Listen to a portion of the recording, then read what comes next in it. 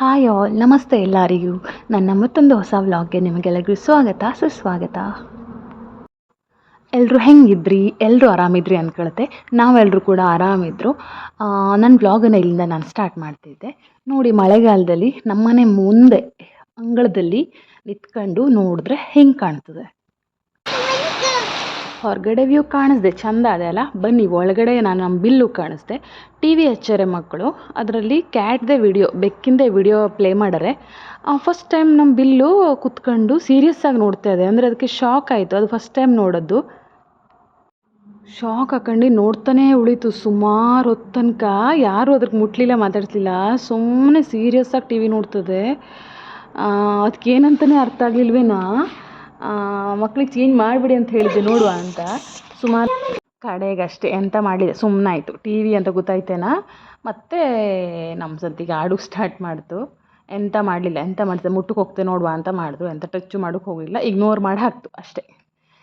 ಹಿಂಗೆ ಆಟ ಆಡ್ತದೆ ನೋಡಿ. ಮರಿ ಹಾಕೋಕ್ಕಿಂತ ಮುಂಚೆ ಅದು, ಈಗ ಮರಿ ಹಾಕದೆ, ಈಗ ಮರಿ ಹಾಕಿದಾಗಿಂದ ಹಿಂಗೆ ಆಡೋಕ್ಕೆ ಬರೋದಿಲ್ಲ ಅದು. ಬೋರಿಂಗ್, ಸುಮ್ಮನೆ ಸೀರಿಯಸ್ ಆಗಿ ಕೂತ್ಕೊಂಡಿರ್ತದೆ. ಮರಿ ಹಾಕಿಂತ ಮುಂಚೆ ಆದರೆ ಈ ಥರ ಆಡ್ತೇ ಇರ್ತಿತ್ತು. ನಾವು ಕರೀಲಿ, ಮಕ್ಕಳು ಕರೀಲಿ, ಯಾರೇ ಕರೀಲಿ.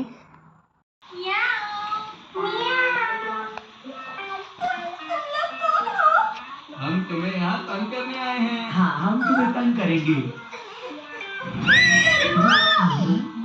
ನಿಮಗೆಲ್ಲ ಅನ್ಸೋದಲ್ಲ, ಏನು ವಿಡಿಯೋ ಸ್ಟಾರ್ಟ್ ಮಾಡ್ಕೊಂಡು ಬರೀ ಬೆಕ್ಕನ್ನೇ ತೋರಿಸ್ತಾ ಇದ್ರೆ ಹೇಳಿ.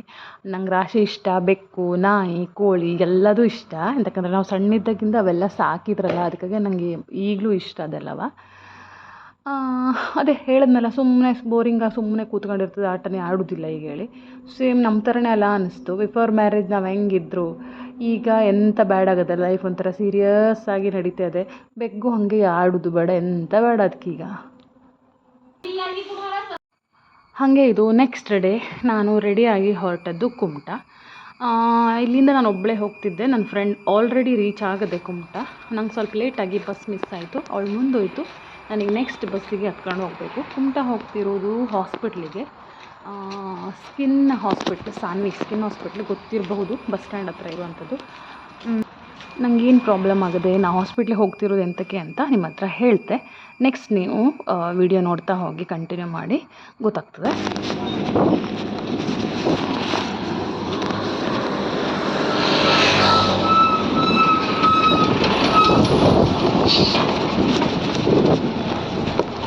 ಬಸ್ ಸ್ಟ್ಯಾಂಡಿಗೆ ನಾ ಹೋಗಿ ರೀಚ್ ಆಗೋಕ್ಕೆ bus Gokarna to Kumta bus ಬರೋಕ್ಕೆ ಸಮ ಆಯಿತು. ಹೋದ ತಕ್ಷಣ ಬಸ್ ಹತ್ಕೊಂಡೆ. ಪುಣ್ಯಕ್ಕೆ ಸೀಟ್ ಇತ್ತು ನನಗೆ. ಟಿಕೆಟ್ ಫ್ರೀ ಗೊತ್ತಲ್ಲ, ತಗೊಂಡೆ.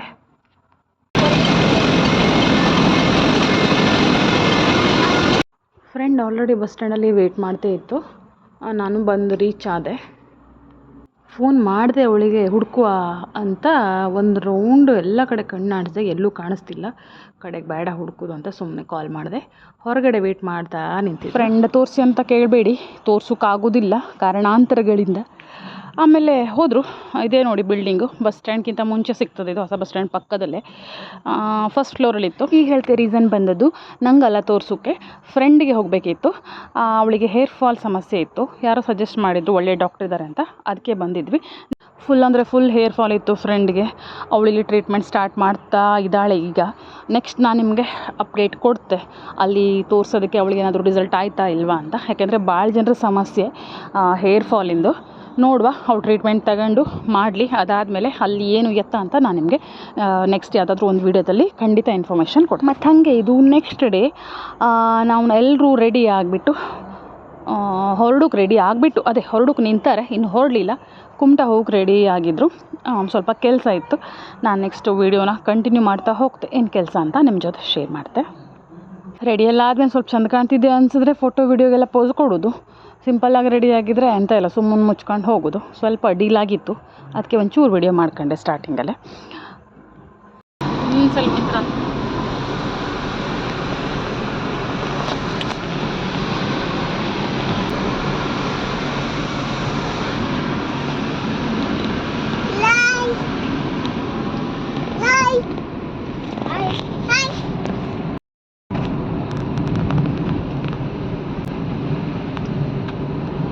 ರಿಷುಗೆ ನಿದ್ರೆ ಬರೋಕ್ಕಾಯ್ತು. ಸ್ಟಾರ್ಟ್. ಮುಖ ಸಣ್ಣಗದೆ ಕಣ್ಣು.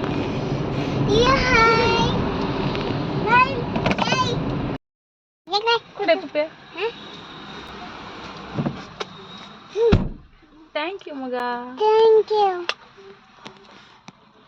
ಕುಮಟಾ ಮುಟ್ಟಿದ್ರು. ಹಸ್ಬೆಂಡು ಅಲ್ಲಿ ಪತಂಜಲಿ ಸ್ಟೋರ್ಗೆ ಹೋಗಿದ್ರು. ಅಲ್ಲಿ ಒಂಚೂರು ಐಟಮ್ಸ್ ತಗೊಳ್ಳೋದಿತ್ತು ನಮಗೆ. ಶಾಂಪು ಪೇಸ್ಟ್ ಎಲ್ಲ ನಾವು ಅಲ್ಲೇ ತಗೊಳ್ಳೋದು ಪತಂಜಲಿ ಸ್ಟೋರಲ್ಲಿ. ನಾವು ಕಾರಲ್ಲೇ ಕುತ್ಕೊಂಡಿದ್ರು. ಕೈಯಲ್ಲಿ 2 ರಬ್ಬರ್ ಇತ್ತು. ಆಮೇಲೆ ಸಿಹಿಯಾಗಿ 2 ಜುಟ್ಟು ಹಾಕು ಆ ಕಡೆ ಈ ಕಡೆ ಅಂತ ಮಾಡಿದೆ. 2 ಜುಟ್ಟು ಹಾಕಿದ್ದೆ. ಚೆಂದ ಕಾಣ್ತಿದ್ದೆ ನನ್ನ ಮಗಳು 2 ಜುಟ್ಟು ಹಾಕೋದಕ್ಕೆ. ಕೆಲವರಿಗೆ ಗೊತ್ತಿಲ್ಲ ಈ ಸ್ಟೋರ್ ಎಲ್ಲಿರೋದು ಹೇಳಿ. ಮುರುಘ ಕ್ರಾಸ್ ಹತ್ರ ಒಳಗಡೆ ಹೋದರೆ ಒಂದು 50 to 100 ಮೀಟ್ರ್ ಹತ್ರನೇ, ಅಲ್ಲೇ ನಿಮ್ಗೆ ಹೋದ ತಕ್ಷಣವೇ ರೈಟಿಗೆ ಉಂಟು ಪತಂಜಲಿ ಸ್ಟೋರು. ಮಗನಿಗೆ ನಿದ್ರೆ ಬಿದ್ದೋಯ್ತು ಆಲ್ರೆಡಿ. ಹಿಂದ್ಗಡೆ ಮಲ್ಕೊಬಿಟ್ಟಿದ್ದಾವ. ನಾನು ನನ್ನ ಮಗಳು ಮಾತಾಡ್ಕೊಳ್ತೆ, ಫೋಟೋ ತೆಕ್ಕೊಳ್ತೆ, ವಿಡಿಯೋ ಮಾಡ್ಕೊಳ್ತೆ ಕೂತಿದ್ರು. ಪಲ್ಲಿದ್ರದೆ ಅಲ್ಲಿ ನೋಡು ಮಾಡ್ತು ಮಮ್ಮಿಗೆ.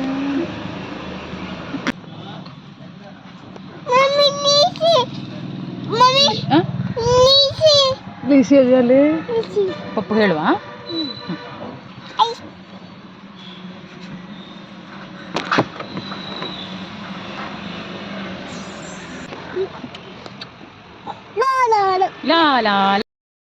ಜಸ್ಟ್ ಒಂದು ದೊಡ್ಡ ಮಳೆ ಬಂದು ನಿಂತಿತ್ತು. ನೋಡ್ಬೋದು ಹೊಂಡದಲ್ಲೆಲ್ಲ ಫುಲ್ ನೀರು ತುಂಬ್ಕೊಬಿಟ್ಟಿದೆ ಬಸ್ ಸ್ಟ್ಯಾಂಡ್ ಆಪೋಸಿಟೆ.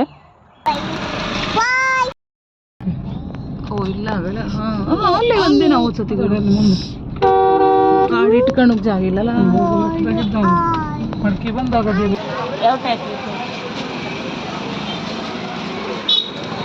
ಎಂಥದ್ದು ಬೇಡ. ಆಲ್ರೆಡಿ ನಾನು ಇಂಥ ತಗೊಂಡಿದ್ದೆ ಮೊದಲು. ಎಂತ ಬೇಡ, ಇಂಥ ಆಗಲಿದ್ದಾಡಲ್ಲ ಈ ಥರದ್ದು. ಹಾಂ ಅಂಥದ್ದು ಬೇಡ.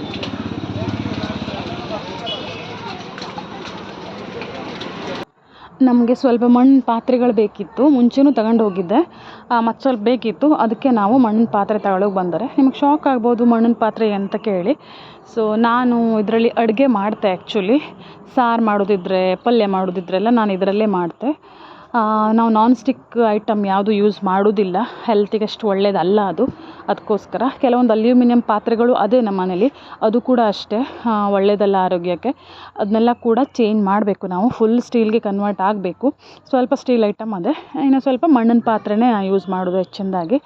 ನಾವು ಸಣ್ಣಿದ್ದಾಗೆಲ್ಲ ನಮ್ಮ ಮನೇಲೆಲ್ಲ ಮಣ್ಣಿನ ಮಡಿಕೆಲೇ ಆಗಿತ್ತು ಮೀನು ಸಾರು ಎಲ್ಲ ಮಾಡೋದು.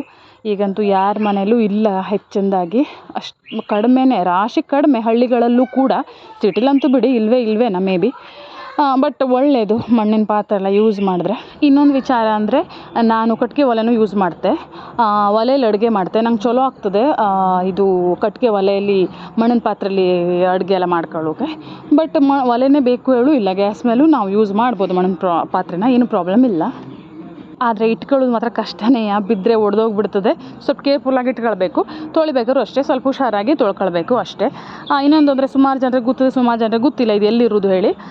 ಕುಮಟಾ ಮೀನು ಮಾರ್ಕೆಟ್ ಹತ್ರನೇ ಇದೆ ಇವ್ರದ್ದು ಅಂಗಡಿ ಅಲ್ಲವ. ಸುಮಾರು ಅಂಗಡಿ ಅದೇ, ಒಂದಲ್ಲ ಸುಮಾರು ಅಂಗಡಿ ಅದೇ ಮಣ್ಣಿನ ಪಾತ್ರೆ ಎಲ್ಲ ಮಾಡ್ತವ್ರು.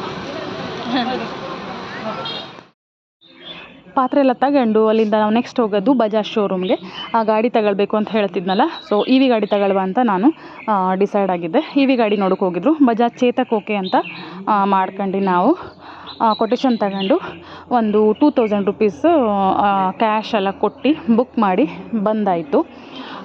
ಕಲರಲ್ಲಿ ಇದು ಬೇಡ ಅಂತ ಹೇಳಿದ್ದೆ. ಬೇರೆ ಯಾವುದು ಕಲರ್ ಇಲ್ಲ. ಒಂದು ರೆಡ್ಡು ಒಂದು ಇದಿತ್ತು. ನನಗೆ ಬೇರೆ ಕಲರ್ ಬೇಕು ಅಂತ ನಾನು ಹೇಳಿದ್ದೆ. ಓಕೆ ಅಂತ ಹೇಳಿದ್ದಾರೆ. ಸೊ ಬುಕ್ ಮಾಡಿ ಬಂದರು. ಹಾಗೆ ಇದು ಮತ್ತೊಂದು ದಿನ ಗುರುವಾರ ಆಗಿತ್ತು. ನಾನು ದೇವಸ್ಥಾನಕ್ಕೆ ಹೋಗಿದ್ದೆ, ರಾಯರ ಮಠಕ್ಕೆ. ಒಬ್ಬಳೇ ಹೆರವಟ್ಟ ದೇವಸ್ಥಾನಕ್ಕೆ ಹೋಗಿ ಪೂಜೆ ಎಲ್ಲ ಮಾಡಿಸ್ಕೊಂಡು ಬಂದೆ. ಏನು ಹೆಚ್ಚು ರೆಕಾರ್ಡ್ ಮಾಡ್ಕೊಳ್ಳಿಲ್ಲ, ಜಸ್ಟ್ ದೇವ್ರದ್ದೊಂದು ರೆಕಾರ್ಡ್ ಮಾಡ್ಕೊಂಡಿದ್ದೆ. ಆ ಕ್ಲಿಪ್ಪನ್ನು ಕೂಡ ಇಲ್ಲೇ ಆ್ಯಡ್ ಮಾಡಿದೆ.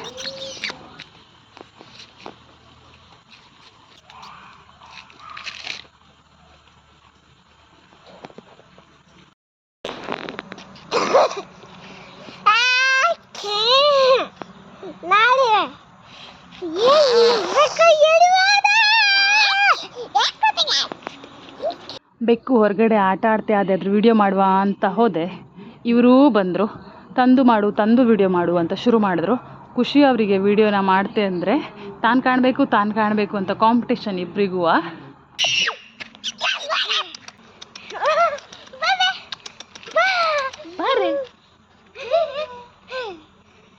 ಬರಲಿ ಎಲ್ಲ ಹಾವು ಮಾಡ್ಕೋಗ್ತಿ ಮಗ ಚಾಯ್ ಮನೆಗೆ.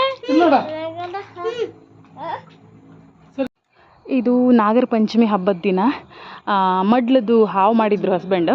ಅದೇ ಇಬ್ಬರಿಗೂ ಕೊಟ್ಟಿದ್ರು. ಇಬ್ಬರು ಖುಷಿಲಿ ಹಿಡ್ಕೊಂಡು ದೇವಸ್ಥಾನಕ್ಕೆ ಹೊರಟಾರೆ. ಸೂಪರ್.